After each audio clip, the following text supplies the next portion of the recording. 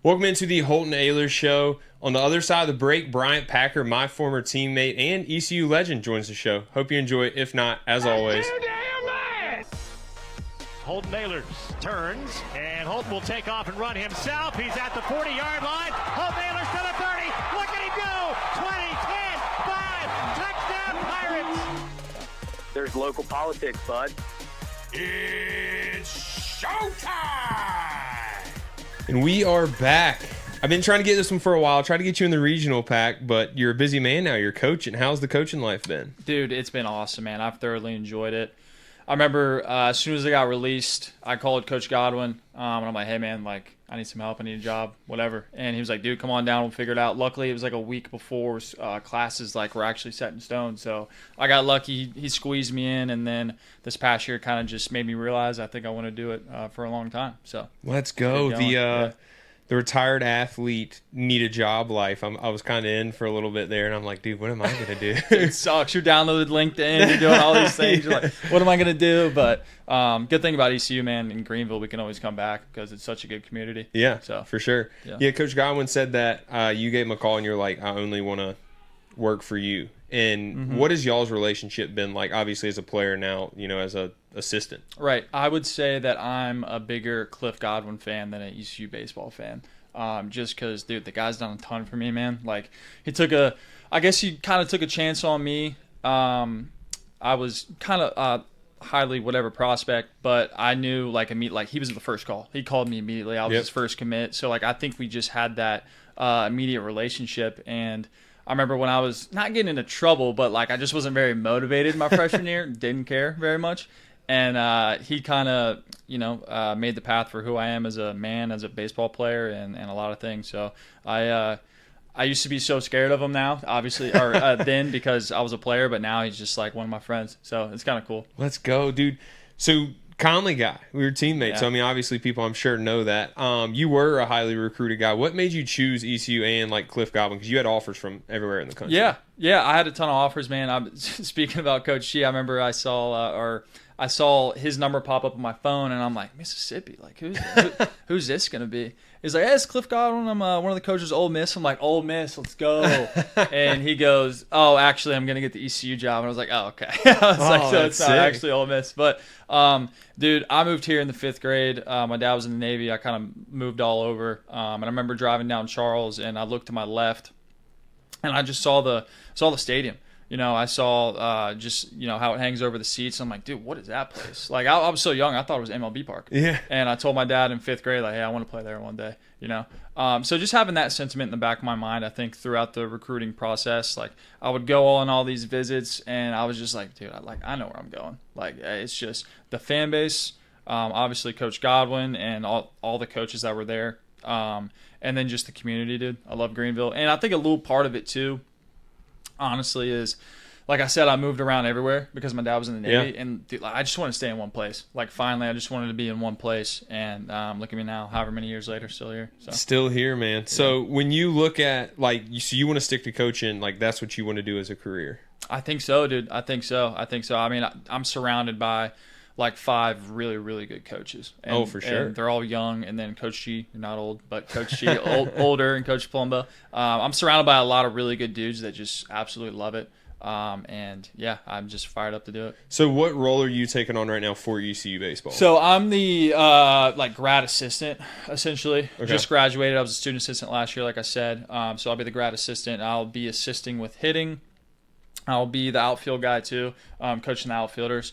And then just helping on day-to-day duties, man. Helping with the scouting, and then it goes all the way down to helping with laundry. So being a grad assistant, it's kind of it's kind of weird. So you got to do everything. You got to fill holes that are needed. So that's just kind of my job. Wherever you need help, I'm gonna do it. Being a player, a highly recruit guy, as a player trying to get to Omaha, now as a coach trying to get to Omaha, what do you think it is that isn't knocking down the door? Why don't you think it's happening? And then what do you think we have to do to knock down the door?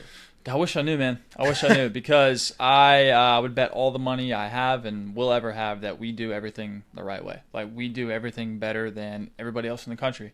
Why has it not happened yet? Dude, I don't know. I don't know. Coach G says it all the time. Man upstairs, there's a reason 100%. for it not happening. I don't know why. I know we want it more than anybody in the country, especially me. And I go back to just like this year, I had some interest with like other schools or like other jobs, and I just had this overwhelming like feeling like, dude, like they're not going to get there, and I'm not going to be on the coach staff. You know, like I'm going to be on this. I want to be a part of this. I don't care.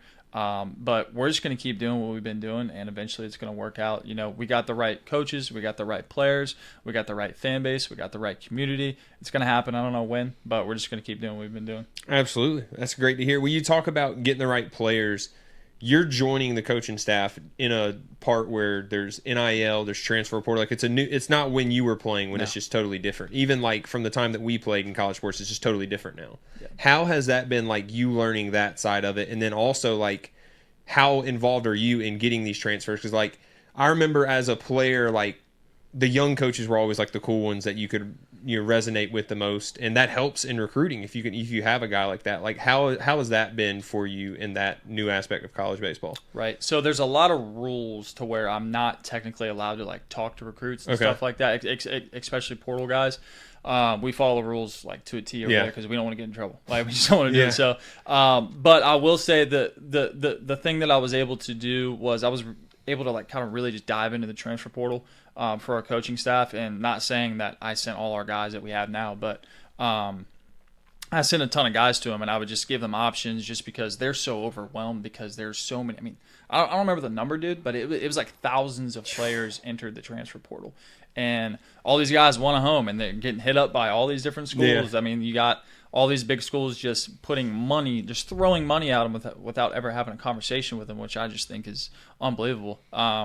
You gotta recruit the person, not the player, all the time. So I haven't really been able to do too much with it, but whenever they get on campus, like whenever they're here, I get to talk to them, which is awesome. And then I just kind of give them my experience, where I'm at now, what I've done. And it helps with talking with guys, recruits, about like pro ball and stuff. Because, dude, everybody wants to play pro ball. So I get a lot of questions about that. So I'm just able to, give my experiences, good and bad, and how ECU is like a huge stepping stone for me to reach professional baseball. 100%, Earl. Yeah, and we'll flip this conversation over to professional baseball. You were drafted 5th round by the Tigers. How much of an adjustment was it going from East Carolina baseball to playing in short season single A and then high A and then double A and things like that? How much different is it going from college to professional? Dude, I hated it. I'm going to be honest. Like, you go ask Alec Burleson right now. Like, he probably likes the bigs, but he hated the minor leagues, But the thing about ECU is, like, we just care so much about the sport we play, about the team we play with. I'll give you just a short story that kind of encompasses, like, what pro ball is like. So I was obsessed with watching my swing on video. They have a very good setup there, open side camera, and it was like a home run or double or something, and you can see my dugout in the background, and there's a player that played on my team who was also an outfielder. I hit the home run, and I see him throw his hat down. He's on my team. Yeah, and that's just like, they don't care. It's cutthroat. Like, it's a business. They want you to fail. Now, that's not everybody. Like, I'll have 5 guys in my wedding that played for the Tigers. Love them. They're gonna be my best friends forever. But the experience there's not a lot of culture, man. Like, at those lower levels, we got treated pretty well, but like, we had really good coaches and stuff like that, and fed well and travel well. But in terms of like the overall culture, there's no culture. So the adjustment piece was just, it was so tough. It makes you, sadly for me, it made me fall out of love with the game there for a little bit, and made me ultimately just not want to play anymore. It's tough, dude. That's literally kind of, I mean, not to be exact, but like when I was in Seattle, I like kept getting cut sign. And I was like, bro, this is exhausting. Like, eventually you're just like, all right, what am I going to do after? Like, I remember seeing all the tweets. I'm like, dang, man, it's going back. It'd be like a Monday. I'd get signed at first on Monday, and they'd cut me on like Thursday. I'm like, all right, we're bringing you back next Tuesday. I'm like, dude, Seattle's like a 6.5 hour flight, man. Like, this is far away, dude. Yeah, that's far away. That's far away. Did you ever get to meet like anyone cool, any of your idols, like throughout this baseball process? Like, you've been a lot of places, seen a lot of things. Like, what has been your coolest experience so far? I would say the coolest experience for me, was definitely hitting next to Miguel Cabrera. Yeah, it was him and Javi Baez, and I was a big Cubs fan, so I was like, God, Javi, heck yeah, he sucks World now, but Series. Javi Baez, he was so good then. Yeah, I mean, he was on the cover of, I don't know what it was, 16, but he was in there. Just if you just look at the two players, right? Like Javi Baez just hacking like he does now, right? Yeah. Like just in the cage, and then Miguel Cabrera's over there. He's got the easiest process. Like he's so focused, and he's just such a good dude. And I'd say those two guys, but especially Miggy, dude, because he was so personable. Like I would get called up to the big league games in spring training as a backup. I'd play in like the 8th inning, play defense. But he was always like joking with us, giving us bats, giving us not gloves, but like batting gloves and stuff. So those two guys, I would say, are definitely the biggest. Yeah, heck yeah. We talked to Coach Godwin, and we were talking before about CJ, and like both of us know too and Dixon about how being from Greenville, you're not necessarily from Greenville, but you are in a way, and then playing at ECU is just a different like feel. It's more pressure, it's more everything. How do you think Dixon has done of handling that? And then is that like something where you kind of help him out because you were kind of in his exact position in a way? Mm-hmm. I don't think Dixon gets very nervous, to be honest with you. I did a lot, like a ton, but I just think Dixon is so level-headed. He's a very low-maintenance player, which is awesome. We can connect on like hitting, especially very, very well. Yeah. Just because we grew up with the same hitting guy, Lance Martin, as well over at Next Level, but Dixon, he's just such a good dude, and I don't think anything really gets to him, especially, dude, when you saw him get some confidence this year. Oh, yeah. Like he was scary. Like what he did to Chase Burns. Like I kind of get chills like talking about that situation. I've never heard the place that loud in my entire life, and I think he carried that in summer ball. You saw what he did in summer ball. He was killing it. Yeah, to not get away from your original question, playing in front of his home crowd, like I feel like everybody just kind of loves Dixon. You know? And I don't think he gets nervous, and I think he's just going to keep doing what he's doing. He's going to have a big year, really big year, 100%. I think. Yeah. You talk about you dealing with it, because that's something I dealt with too, about like if you play bad, like I always felt like I was letting people down and like looking in the stands and knowing everyone in the stands. Like, how did you deal with that? If you did, I mean, how did you deal with it? Yeah, I mean, dude, it was hard at first because like I always related to like giving speeches. You give a speech in front of 1,000 people, you're going to be more nervous than 1,000 people you don't know. It's just how it is. It's just how it is, man. So I remember going into games and just like I would know there were people at the games that I care about. Yeah. My freshman year especially, and dude, I would be so nervous. We'd be playing like Elon on a Tuesday and it's 30 degrees and they're the only ones there. Like I would be nervous. I don't know why. And then that was only my freshman year. And then my sophomore year, I just kind of dove into the mental game and all the stuff that we stressed because, like I said, my freshman year I didn't really care about anything. Really dove into the Brian Kane stuff, dove into the culture, dove into the breathing, dove into all that stuff, and I kind of just forgot who was in the stands and just made it kind of like a me and you thing to the pitcher and dove into my teammates. But started balling. Yeah, well, kind of. But dude, at first, like it's especially football, dude. I can't even imagine. But I mean, you know how it is, man. It's just. There are people out there that care about you and you want to do good because you feel like not only are you representing ECU, you're representing your hometown. 100%. So, yeah. Well, being the quarterback, I can't imagine. Yeah, I went through some rough times. Those first 2 years when we went 3-9, dude, I was like, bro, third year was pretty good. Yeah, eventually. But like, and then I had people reaching out because the NIL was about to start. Like, I had people reaching out about transfer, and I'm like, dude, should I freaking fold in the towel right now and do it? And I ended up staying, obviously. But did, man. Yeah, it was tough. I mean, it really was. It's like mentally, baseball is a huge mental game. You talked to a little bit about getting into the breathing and stuff. Like, is there someone on ECU staff that's like, that's the guy to talk to about mental stuff, or is it just a collective, like everyone kind of does it? I would definitely say it's a collective unit for sure. I think Coach Godwin, more now especially than he was when I was a player, he was still obviously super relatable now, but now he's like, he's making it the center of how he goes about his business. Like, he really, really cares about his players. He always has, but now he's like being upfront about it and being like, hey guys, like, you really need to talk to me if something's going on, because he understands. Like, he understands the person more than the athlete. But dude, Heath Blackman, Henry Lartigue, Austin Knight,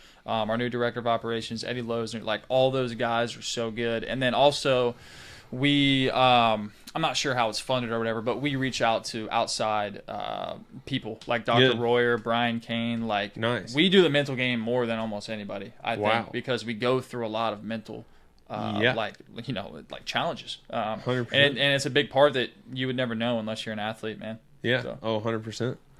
Yeah, you were talking about maybe with East Carolina baseball, we were talking earlier about how they can improve and maybe break down that door.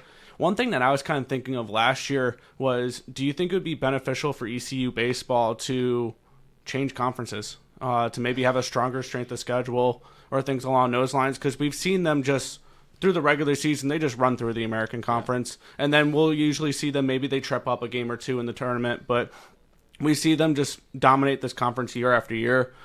Do we think that maybe just the strength of schedule isn't tough enough, and when we're getting to regionals and we're playing, maybe we don't need to join the a Power 5, but like just a better conference would help us get just like more battle tested when it comes to like regionals and things along those lines. Right. Yeah, I mean, it's definitely a hard topic, but I think if you look at us, I think we had, I don't want to be wrong on this, but I think we had the number one non-conference strength of schedule this past year. So we play really good teams all the time, and we usually beat them pretty good, like Carolina. But we beat a lot of really good teams. Like, we beat Carolina twice. We beat NC State twice. I don't think it's necessarily about the conferences, man, because those teams are good. They just don't show it all the time because they don't really have to, you know? So in our conference, and the rules might change, but there's not really just going to be an auto bid in our conference other than us. Maybe another team, you know, but they would have to have a really, really good year because they don't schedule amazing midweek teams, right?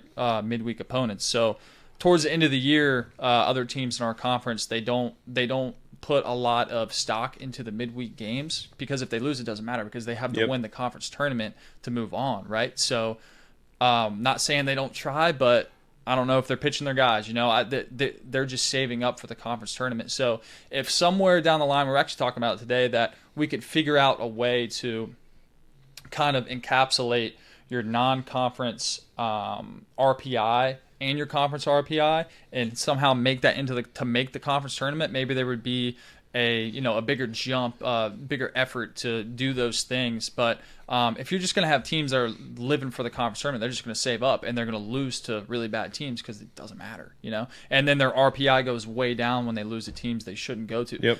All the teams in our conferences are good, okay, but they don't have to be because they just have to win the conference tournament. If that makes sense. It's a great explanation. We talked about the mental side of it. We talked about Omaha. Do you think, and this is a kind of a fan question of me now, just being an outsider, do you think as a player now, as a coach, that like part of us not making it is like when you guys get to the supers, like it's in the back of their head? Because I mean, it is. Whether you want to admit it or not, like we both played, you know, sure, that like people know that type of things. Like, do you think that is like lurking or that is an issue at all? Yeah, 100%. I mean, dude, look, like I played in super regional, you know, it like in the regional in 2019, I'm not sure if you guys remember correctly, but we lost the first game to Quinnipiac. Like, we had a 5% chance to win the thing, but I think we were just kind of like, dude, screw it. We're going to win these games. Like, it doesn't matter. There's no monkey on our back because our back's up against the wall. So we're just going to play. We're going to be free because we're not supposed to win, so we're going to win. And then we moved on to the super regional, and dude, there were nerves. Obviously, were we like cashed out a little bit, just like our bodies? Yeah, of course. But there's nerves. But I think that's why we focus on it so much. Like, we do all these things, man, and I feel like it's just natural, it's human to have those thoughts, but that's why we do all that stuff, like I said, because we're just trying to get it out of their head. But it's nearly impossible, especially in today's age. And you guys know, dude, like screen, like all you see is your name. So that's why we're trying to get ahead of all that stuff. No, it's definitely tough. And that's like, well, that's what I was asking about Dixon. And, you know, obviously playing in your hometown, you even see it more. People talk about you more. Like, your family sees it more. So it's just a different aspect of it. This upcoming season, what player do you think, like returning or like maybe an up and coming player who didn't play last year, that like, who do you think will take on a bigger role this year? Right. I would definitely say Dixon and Riley Johnson. Obviously, they're pretty two mainstays in our lineup. Two really good left-handed bats. When they're healthy, they're dangerous. And as far as the new guys, I don't talk about new guys just because I don't know them yet. Yeah. But returners that didn't play, like Walker Barron's going to have a really big role for us this year, man. Like, he's been working his absolute tail off here. This summer, he stayed back. He had that jaw surgery, so he kind of had to stay back. But at the same time, like, he's getting bigger. He's hitting the crap out of the ball in the cages. So I'd say him. He's just been working really, really hard. But other than that, There's not really a lot of returners that stayed around. But some guys had some good summer ball, but I can't speak for the pitchers just because I'm kind of offense guy. For sure, Earl. Yeah, you were mentioning Walker Barron. That was the first name I had in mind because, and I mentioned this with Cliff Godwin as well, he has the increased potential of moving up in the lineup because Will Coxon graduated and McChrystal got drafted, and McChrystal signed as well. So now that opens up that catcher's role that he was the third string last year, and he's now finally able to move up. I believe he was a freshman last year, and now he's moving up to his sophomore year. He was the first person I had in mind as well. Yeah, 100%. Yeah, I mean, he's going to kind of have to be one of those guys, on and off the field. So he's going to move directly into a leadership role. It's going to be weird as a sophomore, but hey, I had to do it. Like there's a lot of guys that had to do it. You had to do it. So you need somebody young that can relate at the same time. But I think he's going to have good results on the field too. Like, he's a good player, man. He's just got to trust in himself and do what he does. This interview is brought to you by Anson Belts. Over 10,000 combinations of micro-adjustable holeless belts. Mix and match the buckle with the belt. They got all different types of leather, nylon. I'm pretty sure it's called nylon. Earl, is that right? Is nylon belt? Is that right? Sounds about right. All right, sounds about right. Yes, over 10,000 combinations. Anson Belt is a pirate company. David is a member of Team Boneyard who's going to be joining us very soon to sit in that chair right here to talk about Team Boneyard, the X's and O's and that, and maybe give himself his own shout out for Anson. Go to ansonbelt.com for over 10,000 combinations of micro-adjustable holeless belts. Next, want to talk about Clean Eats on Greenville Boulevard at Arlington Village. All meals are under $8, or almost all meals are under $8. Look, it's hard to eat healthy. We say it every week. I struggle with it. I know athletes struggle with it. It's hard to eat healthy. I got a sweet tooth. They have smoothies there that are healthy and cure the sweet tooth. Go check them out. They also have pre-made frozen meals. You can meal prep with them and everything in between. Go check them out. Clean Eats on Greenville Boulevard in Arlington Village. You talked about Alec, and you got a couple former teammates in the pros now. How has that been, seeing guys be from your teammates to like playing in the majors? Oh, it's awesome, dude. Like, when Burley comes back, I threw BP a little bit to him in the off season, and just talking to him about his career so far, and he's been killing it, man. Yeah. Like, he's been. If you would have told me after the first batting practice I ever saw Alec Burleson took that he was going to be an MLB player, I would have bet you $1 million. But dude, that guy's worked his tail off. He does exactly what he did here, and he just works and he trains. He comes back to Greenville, he trains over at Next Level in the offseason, hits with Coach Godwin. And then, dude, Connor, I'm so proud of Connor Norby, man. Like, he's such a good dude. He was my accountability partner when I was in college. So, like, I saw freshman Connor. I remember freshman Connor. Yeah, I saw what Norby developed into. Nothing like his brother, by the way. Nothing like his brother. But, dude, I'm so proud of that guy too, and everybody else. Like, Gavin Williams is obviously, I knew he was going to be a big league forever, but he's had to work to get where he is still. Him, and then I didn't really know Wisenhunt, but obviously he's worked hard to get where he is too. But it's just so good to see those guys. For sure. You talk about, everyone who talks about, when we talk to about UC baseball, talks about culture and stuff. How has that been, like I keep saying, going from a player to a coach, and then like even as a recruit, like, as a recruit, you said, when you were a freshman, you had to learn to buy into it. But like, once you bought in, how do you help the younger kids who maybe aren't bought in, and you're like, dude, I've seen it. You just got to trust me on this one. It's hard, dude. It's hard because when they're doing those workouts in the fall, they're not thinking about the culture. Like, they're thinking about how crazy we are, just like I was. So I just got to really reiterate to them, like, how important this stuff is, dude, because when you're at the end of the season and you're in a regional, you're in a super regional, you're going to think back to all that hard stuff that we did and all that stuff that we preached about the entire offseason. You're going to buy into it, and you're going to be like, dude, these guys on the other side of the ball, they didn't do that. Yeah. Like these guys, they didn't do that. So I'm already tougher than them, and now I just got to trust in my training. I think just the reiteration piece is huge. And at any time that you hear like somebody in the locker room complaining, you just got to nip in the bud, man, because that is where it'll have one of those effects where it'll just go through all the players, and you just got to nip all that stuff in the bud. Yeah, dude, that freaking gives me nightmares of my first couple years at ECU, because like we went into two totally different situations. You brought ECU up, and like, but they were already kind of like ready, and then you took them to a new level. I walked in and we were trash, and like I think I was the problem every year, because every year I've been affiliated with East Carolina. We've had a bad football year, right? 17, 18, 19, and then this past year. So I think I'm the problem. We're gonna change it. You know, John, he's gonna get it straight this year. It'll be good.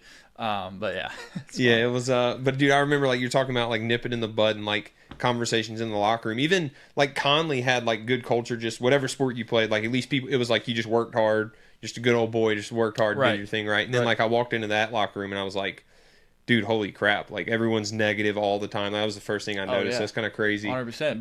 But did you feel like the tide turned when you were able to play and then you were able to voice your opinion Yeah. and people were 100%. able to listen to you? Yeah, and that's what was tough was like because I graduated high school early and like so I was there wow. a spring before. And, like, I wanted to say stuff. I'm like, dude, I know this is, like, this is definitely why we're losing and stuff. And we just never had the chance to, like, I didn't, like you said, until I played, like, I wasn't going to say much about it. 100%. I mean, 2017, nobody remembers it. I mean, that I remember it all. My freshman year, preseason 6 in the country, we finished last in the conference. Like, I was a freshman, but we had, like, 11 seniors. And they're all awesome, dude. Yeah. Like, I love them. But, like, there was stuff that I saw that I was like, that ain't right. Like, nothing bad, but like culture wise, I'm like that's not what we talk about. So like, why am I going to buy into that? These guys don't do that. So having that, just like growing up and going into my sophomore year, I think I was able to realize really quickly, hey, if we want to be good, we got to actually do this stuff. Yeah, can't just talk about it. And like seeing it helps you know, like, okay, that's wrong. That's why we're like losing. That's what we got to fix the next year when I have like a voice to do it. 100%, and then you just use examples and people buy it. It's the best. Yeah, So. Earl, what do you got? Yeah, I'm going to go back to a question I asked Cliff because when we had Cliff on, it was right after the draft, and we had 6 players go in the draft. Oh, yeah. So the way I phrased it to him was, who's on the roster right now that next year we're going to hear their name called in the MLB draft? Dude, I can't really speak for, like I said, any of the guys coming in just because I don't know, like transfers, I don't really know them per se, but I would say, dude, Dixon Williams, if he has another year like he did, then I think people like scouts are just going to fall in love with like the way he moves and how strong he is and how athletic he is and how he can swing the bat. And then obviously Riley, like, dude, he's the best outfielder I've ever seen. Like, I have played with MLB players. I've played with, like, he's the best center fielder I've ever seen in my entire life. So somebody would be dumb not to grab him. I know he's hurt all the time, but hopefully their doctors will figure it out. He played for a long time. You can't teach that kind of defense to them. So I'd say those 2 guys, especially. Talking about injuries, you played with a lot of injuries, and that's like a huge mental part of the game. Was that something like that you dealt with in the draft process, like going into it? Because like I know in football it's a huge thing. Obviously in baseball it is too. Like, how much was that like conversations or like stuff you were hearing from scouts going into the pros? It was like the first question of every conversation. Like, hey, how's your back doing? Yeah. And I would always say, oh, it's great. Doesn't bother me at all, but it wasn't. I mean, dude, it sucks. Like, because you're like, yeah, he's a good hitter, but his back. Like, yeah, he can run, but his back. So there's always that like caveat with me and my back injuries, just because they don't go away, and ultimately it kind of ended my career. So they were right for the most part, which is tough. So it's a slippery slope when you get the injuries and stuff, man. Because it's as you know, it's an investment in you. Like, they view it as financial. Yeah, for sure. You got 2 players next to each other. You got Bryant Packard, and you got a guy that hits the same, runs the same, plays outfield the exact same. What's the difference? His back's messed up. Yeah. Who are they going to pick? They're going to pick the other guy. So. Or you got anything else? You mentioned how you're now going from playing in the minor leagues to now coaching. What are some things you're going to bring that you learned as a player and things along those lines to try to pass on to these ECU players for the next few years, or how many years going down the line here? I would say like nothing mechanical really, other than some like outfield drills and things like that. But I'm just going to explain that, like, you're never going to have another experience like this, man. Like, college baseball is so special. So I tell them the good things about, pro ball too, but I'm going to tell them, like, it's never going to be like this ever again. Even in the major leagues, dude, they play 162 games. It's not going to be like this. You're not going to be as bought in. You're not going to have this much fun. You're not going to be with your best friends anywhere else. So I think just really relaying that to them and just making them stay in the moment and realize that they're playing for something that they're never going to do again. Let's go, dude. Appreciate you for joining. That's all we got. 100%. That was freaking sick, dude. I've like I said, I've been trying to for a while, so appreciate you joining. We'll be maybe head coach one day. Yeah, heck yeah. Let's go. Yeah. Maybe we'll get you on staff, teach you how to. That interview was brought to you by Worth Chiropractic, 2 convenient locations on Arlington Boulevard. Bryant talked about having back problems. I talked about it last week. Go to Worth Chiropractic if you have everyday back and neck pain, or if you're an athlete, Dr. Worth will get you right. I promise you. Coming from experience, he will get you right. 1-800-BACK-DOC. Call that number today to get fixed with your back and neck pain. Next, want to give a shout out to Madame Mesquite. I'm wearing the hat. This is one of their golf hats they sent. We're huge fans of these guys. Earl, you love them. You always wear the shirt. I wear their stuff all the time. We had a giveaway. We have another one this Friday. Every Friday, we're going to start doing giveaways. Shout out to Madame Mesquite. Go check them out. Also, want to give a shout out to Wayne Hardy Law. If you've been in a car accident, you're a popular person, make sure you call 1-800-INJURED. Wayne Hardy and his team will treat you like family. Earl? It's Wayne Hardy difference. That's the Wayne Hardy difference. Let's go. All right. We talked baseball with Bryant. Earl, this week, I am saying by Monday, we are going to get a starting quarterback named. And I would explain why in a second. This is the second scrimmage on Saturday. It's going to come down to this. This is a big week. They've been very vocal about that. We've been very vocal that I thought Caden Hauser was going to be the guy. I am hearing little whispers that it's a lot closer than a lot of people think. And we've talked about this off Earl, and Caden's not here, but me and Caden went to the practice. This quarterback competition is really coming down to the wire. Now, do I think that's worrisome? Not as much, because these guys have played and played decent, at least at a major level. But as an ECU fan and as a former player, is it great that it's came this close and that one guy hasn't took it? I wouldn't say it's great unless they're just both amazing, and then you're in a great situation. But I am saying I do think a starting quarterback will be named this coming up Monday after the scrimmage on Saturday. The coaches are going to watch the film. The players are going to feel who the guy was this week. Hopefully one separated himself. The players are going to feel it in the locker room. The guys will know. I could even, as a player, Coach Houston at the end of that practice on Saturday, I'll have a bold prediction right now. Coach Houston at the end of that practice on Saturday, end of the scrimmage, is going to say break it down either Jake Garcia or Caden Hauser, and that's going to be your starting quarterback. As long as the film isn't that close. If one of those guys break it down, that's your starting quarterback on Saturday.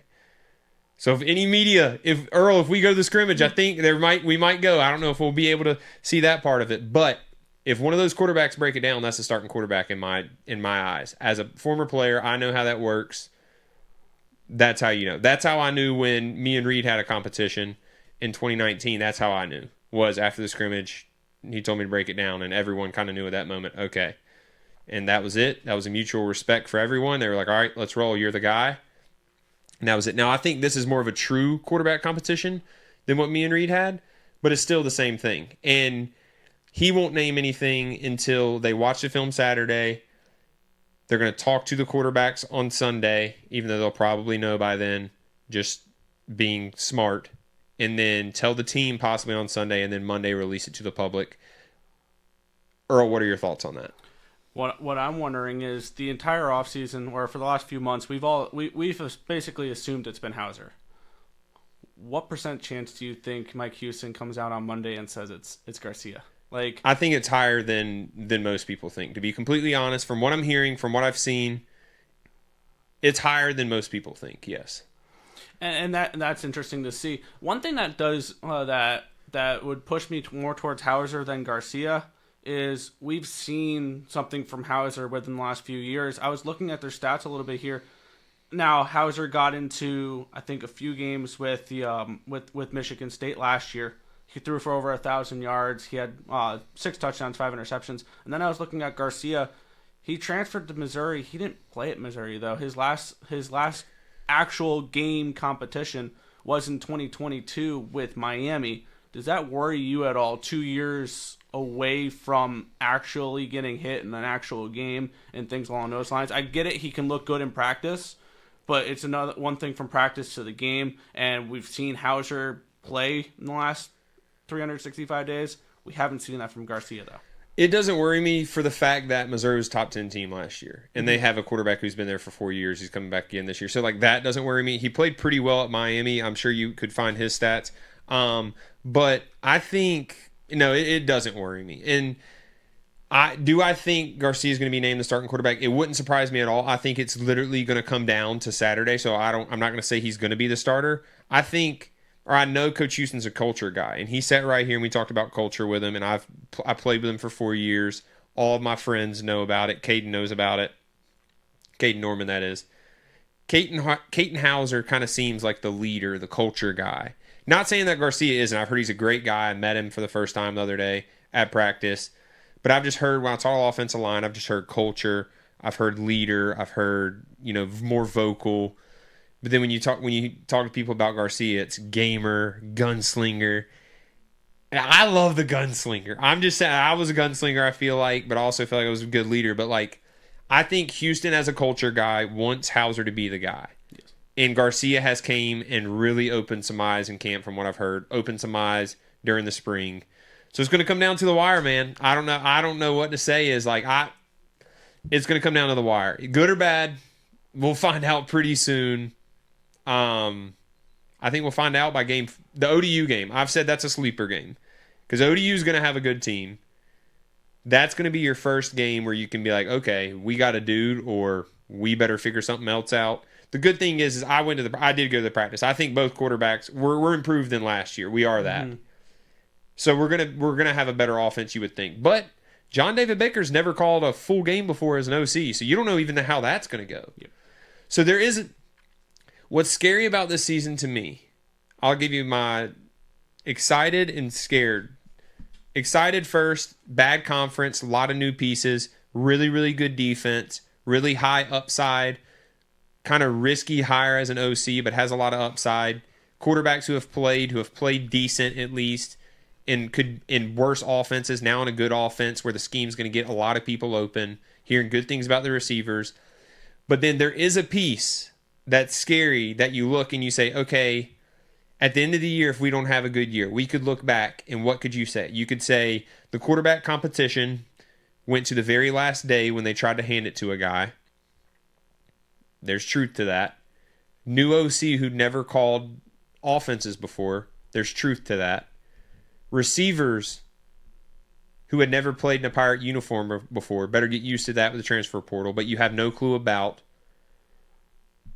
And then an offensive line who every time we bring it up to people, they're like, yeah, they're good dudes. And they are good dudes. They block for me. A good bit of them block for me in the Birmingham Bowl.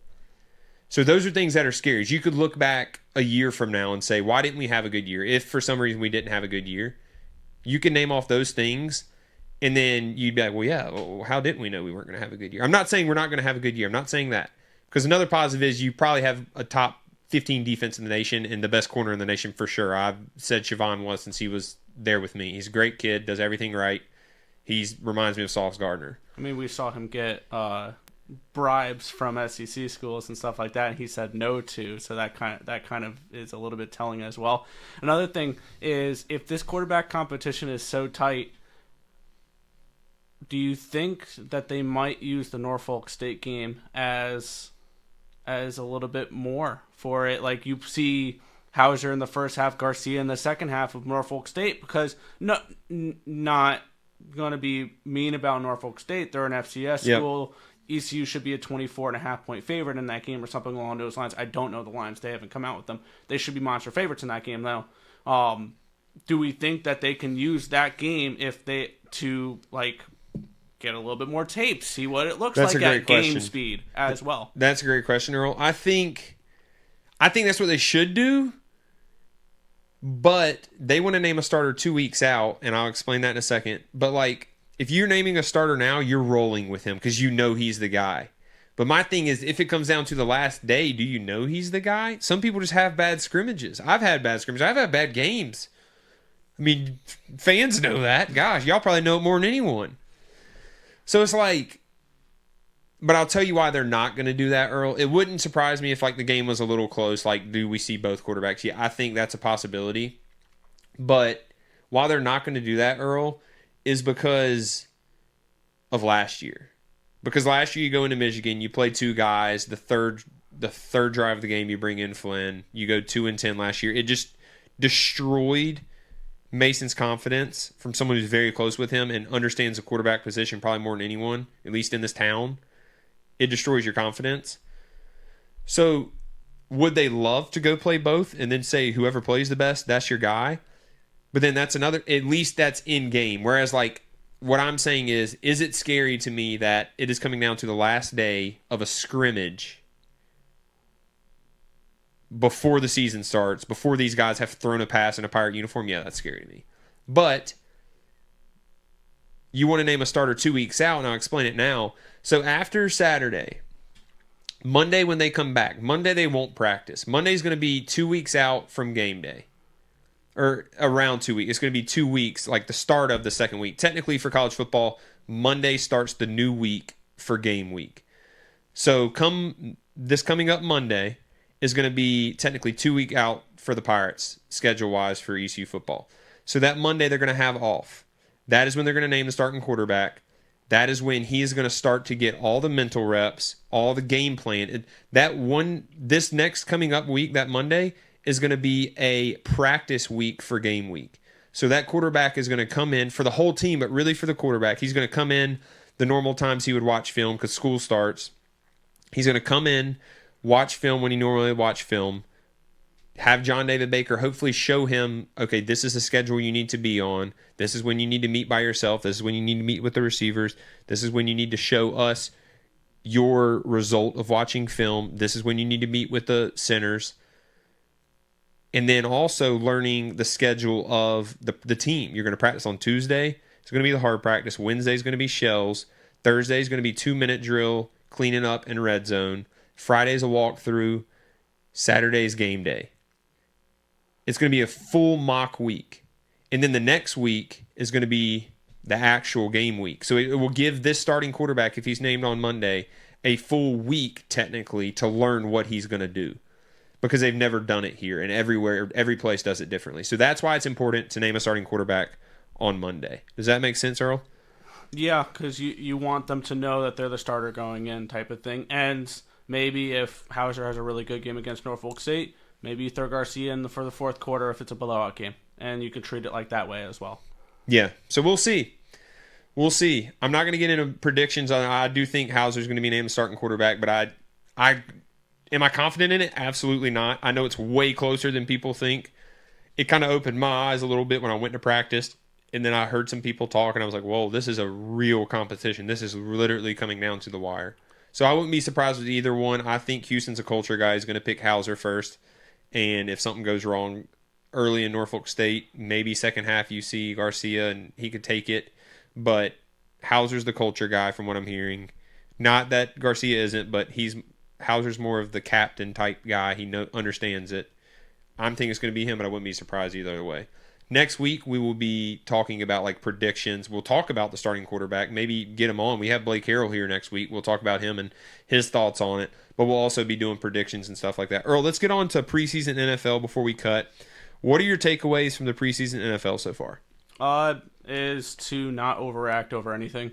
Because this is still like, oh, we can say this guy looked good, this guy looked good.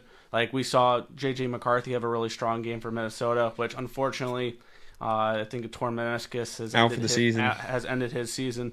But like he went for, I believe, 185 and 2 touchdowns. Looked amazing against third strings though. Like that's the one thing you gotta keep in mind is. Oh, I was there last year, Earl. I get it, brother. These are not starters they're going up against. These are backups. These are third strings. These are fourth strings. So it's easy for a third string to look good. Kind of like we saw Drake May look okay and things along those lines. Yeah, because they're playing in the third quarter of a preseason game that they're going up against teams' third strings and fourth strings. Don't overreact to the preseason. Like, don't see your team won 17-3 and think they're winning the Super Bowl. Like, that's...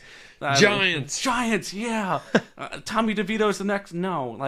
Wait, Earl, so you telling me... I'm not a Panthers fan, but I will cheer for them a little bit just because they're local. Yeah. The Panthers looked horrible. I'm just going to say it. So does that mean we have a chance this year in the season? Is that what you're saying, Earl? I do remember back in 2008, the defeated Lions went 4-0 in the preseason. So that should tell you everything you need to know about preseason. But, I mean, when you look at Carolina's division, I think that there's stupider bets you can make than taking them as a long shot to win the division. Because when you I'm saying long shot because, I was looking it up today. They are 11-1. The favorites in that division are the Atlanta Falcons, which are about as trustworthy as gas station sushi. Like, I don't trust them whatsoever. Like when you look at the Atlanta Falcons, they're 28-3. They're the team you can't really trust. Yeah, but they got Kirk Cousins now. I don't care. Kirk Cousins is injury prone, and then Michael Penix hasn't proven anything yet, and they're favorites to win the division. Baker, the Bucks. Cousins is coming off an injury as well. The Bucks, I mean, they look good last year. Is Baker going to do the same thing this year? And things along those lines. And I don't think the Saints are going to be very good at all. Like, I think the Saints take a major step down. I don't think it can get much worse in Carolina, being 2-15 last year. Their win total is 5.5. I do like that over a little bit. I kind of like them week 1. So I think there's stupider bets that you can make than taking Carolina. I will say that I think Bryce Young is going to have a really good year just because I know Dave Canales was with Seattle, brought Geno back, was with the Bucks, brought Baker back. Hopefully with the Panthers, brought Bryce back. Bryce is really smart. I've been around him a little bit. He's going to figure it out. I think he's really small, and he has a really bad offensive line, so that sucks. You're talking about the Saints. I have a couple buddies on the Vikings, and there's rumors in that locker room that Derek Carr might be on his way to the Minnesota Vikings. So that would even increase the odds of the bet would be a really good, not a really good bet. I'm never going to say Panthers winning the division. It's going to be a really good bet. But Derek Carr to the Vikings may be becoming a possibility from what I'm hearing inside that locker room. And then they were going to go with what? Spencer Rattler, a rookie that I hasn't guess. done. Like Jake Hayner, if you're New Orleans, I don't think you can trade away Derek Carr because unless you really think Rattler's the guy. But that just tells me, what that's telling me is they're pressed up against the cap so much that they're trying to make other moves, and dumping Derek Carr's salary would probably be the best way to go. Like, that's what that's telling me, is that they don't have enough salary to work with to actually have Derek Carr as your starting quarterback. It's just rebuild. Honestly, it just screams rebuild. It's tank time in New Orleans is what it is. And I mean, if they're doing that, then that absolutely signifies that. But you're telling me Minnesota doesn't want to go with Sam Darnold? I think Sam Darnold would be good. Mr. I See Ghosts? You're telling me that they don't want Mr. Ghostman? Like, Panthers legend, Jets legend, Buff Fumble legend, like. Wait, no, that was Mark Sanchez. Sanchez. You got too excited, Sanchez was butt fumble.